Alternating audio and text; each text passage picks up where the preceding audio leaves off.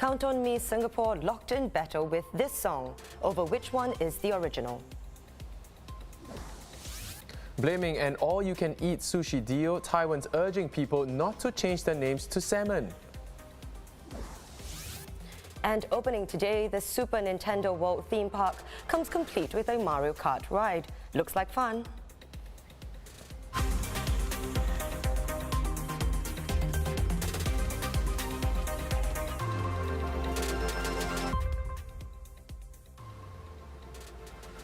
This is the Straits Times Newsnight. I'm Chow Suen. Good evening, I'm Dylan Ang. Singapore's Ministry of Culture, Community and Youth has hit back at claims by an Indian composer in a copyright battle over national song Count on Me Singapore. Joseph Mendoza has been accused of copying Singapore's 1986 National Day classic, but he's claiming that he wrote his version, We Can Achieve, 3 years earlier in 1983. Have a listen to his version.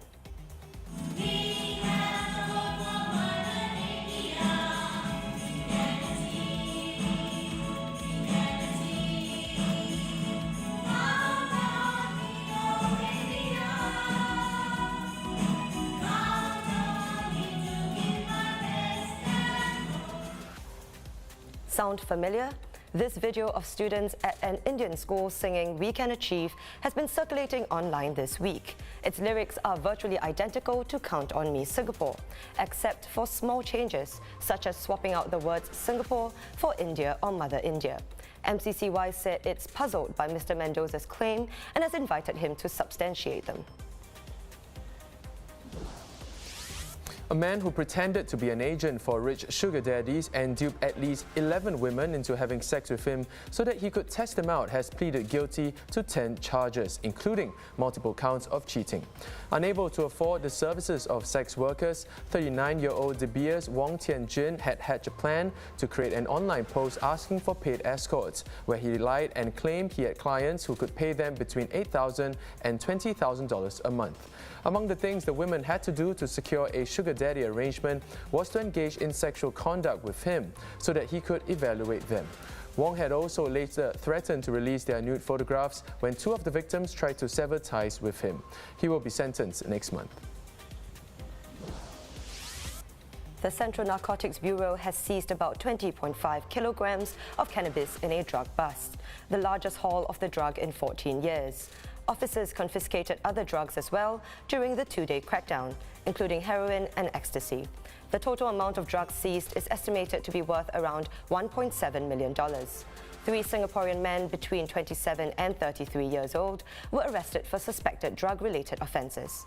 Offenders found illegally trafficking more than 500 grams of cannabis could face the death penalty.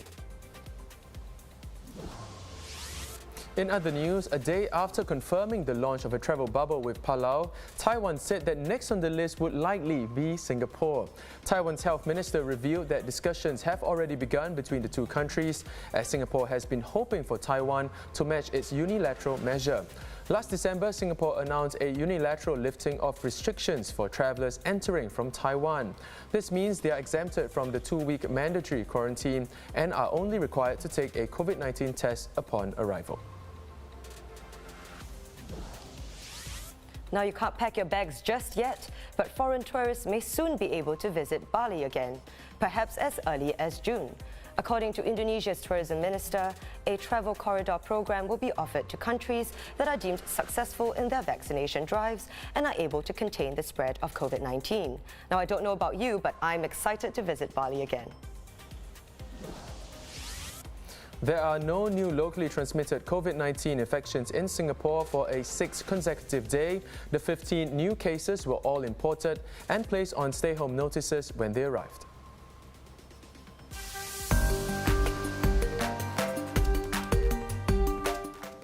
How far would you go to get a free meal? Would you legally change your name to Salmon? Well, over 100 people in Taiwan clearly would.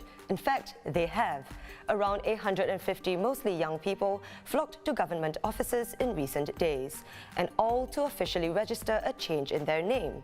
This comes after a sushi restaurant released a 2-day promotion where any customer whose identity card contained the Chinese characters for salmon will be entitled to an all-you-can-eat sushi meal with 5 friends. A top Taiwanese official issued a plea today for people to stop stopped changing their name to Salmon after dozens made the unusual move to take advantage of the restaurant promotion, in a phenomenon that has been dubbed Salmon Chaos. Speaking of a hullabaloo over food, popular Kdrama Vincenzo is facing a backlash in South Korea after two lead characters are shown eating instant bibimbap from a Chinese brand. In a scene from the latest episode, actors Song Joon-ki and Jeon Yo-bin dig into the dish while the camera zooms in on the brand name of the sponsor, Zhi Guo.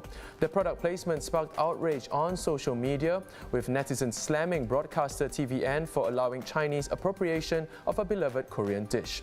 The outcry comes in the wake of a cultural feud over kimchi between the two countries.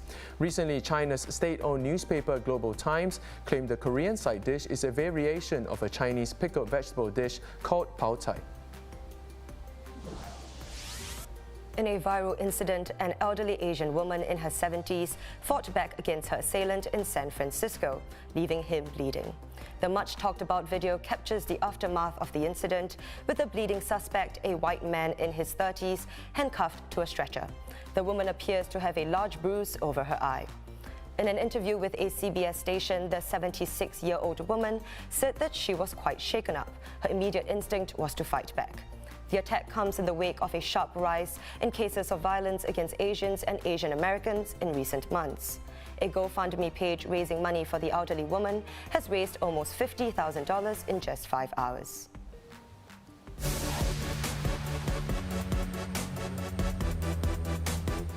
Sadly, something we can't go to at the moment, but say hi to Mario, Luigi and other characters as Super Nintendo World opened today at Universal Studios Japan. The $550 million attraction will allow visitors to enter a real-world version of the Mario games, from facing chomping piranha plants to gathering virtual coins by punching blocks. Perhaps the biggest attractions, well, the chance to participate in real-life Mario Kart that's guaranteed to be a blast, and the more sedate Yoshi's Adventure for younger visitors. So awesome! Book me a ticket once we are able to fly to Japan. And that wraps up the Straits Times Newsnight. Do visit straitstimes.com to see more news and videos. You can also subscribe to our YouTube channel by hitting the button below. Have a great evening. See you tomorrow.